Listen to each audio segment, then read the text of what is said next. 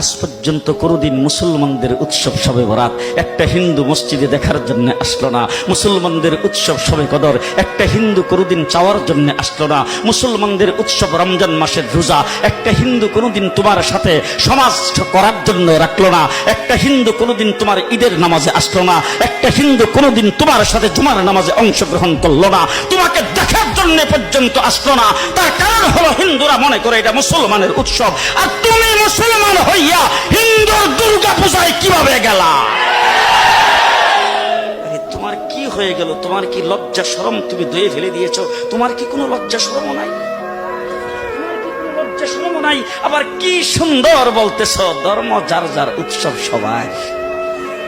High high high, ও মুসলমান যুবকেরা ভালো করে শোনো, ধর্ম যার যার উৎসব সবার, তাইলে বিয়া যার যার বউ তো সবার।